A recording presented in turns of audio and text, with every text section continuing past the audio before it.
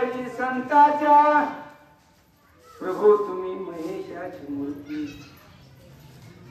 मला कोणी येत नाही ना, कारण देवरूप तुम्ही आहात. माझ्यासारख्या पामराने खेडवळे शेती करणार हे काय सांगावं, पण त्याची आणि आपला प्रयत्न हे जीवनामध्ये बरं का बरोबर आहे. राजा रावण आपल्या हितात जो असे जागता स्वतःचे हित साध्य करण्यासाठी प्रयत्न करत आहे. मंदोदरी स्वतःचं कल्याण हवं, चोडीदान कायमस्वरूपी टिकावं या हेतून जिथे असणारे कार्य करण्याचा प्रयत्न करत आहे. राजा राम म्हणला आता बायकोलाच घोळवावं लागतं. गावंढळ भाषेमध्ये माता भगिनी राग येऊ नका. पत्नीला करून जर काही काढून घ्यायचं असेल किंवा ते समाधान जर कर तिला घोळवावं लागतं. राजा म्हणला हिला देवाकडे जर लावलं इकडं आपलं कार्य सक्सेस होणार. त्रिजटेला पाठवलं जा म्हणजे असे ना असं तिथं जाऊन सांग. कुणी जरी आलं तरी तिला सीता सोडून देऊ नको.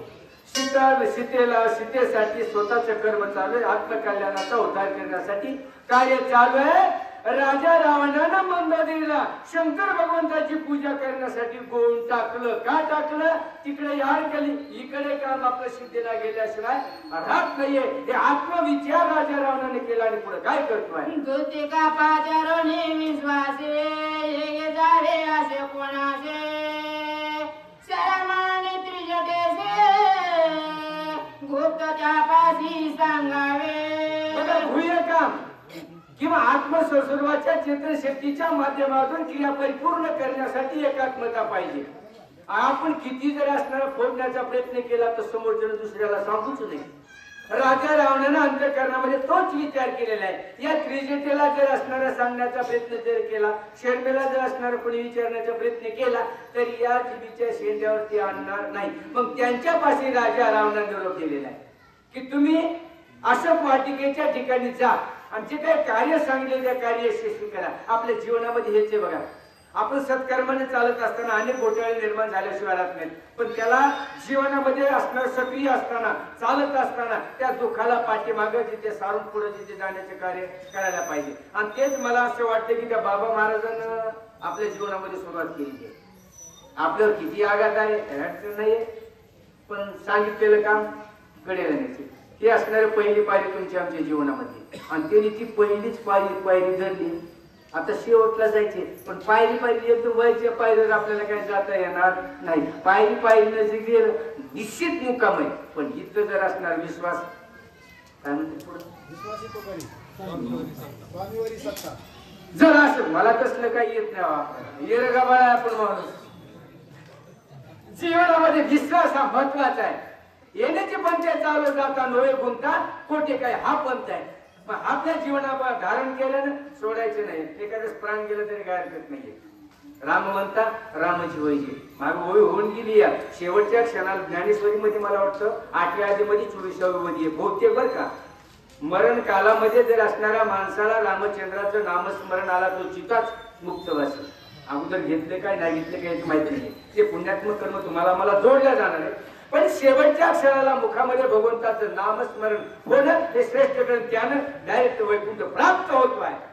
आती सन्मान इंद्रजीता जरी तो माझा पडे वेंता ते सोडा म्हणिता सीता तुम्ही सर्वता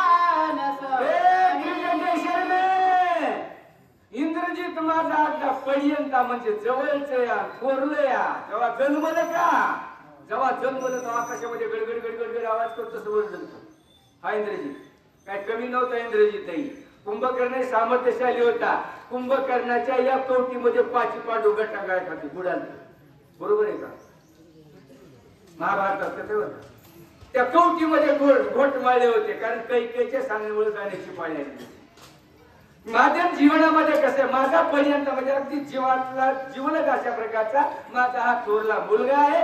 तो सांगण्याचा तुम्हाला प्रयत्न करेल की सीतेला सोडून द्या. जरी त्याने तुम्हाला सांगितलं तरी सीता जिथे राम अर्पण करायची नाही हे माझं वचन आहे.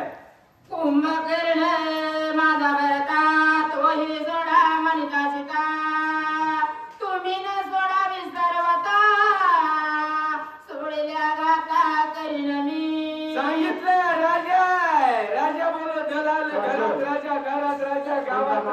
त्यानं सांगितले करावंच लागते नाविलाज आहे.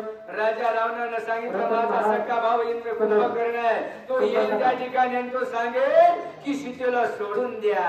पण जर त्याच्या बोलण्यावर जर तुम्ही सीतेला सोडून दिलं तर या जगाच्या ठिकाणी तुम्ही राहणार नाही.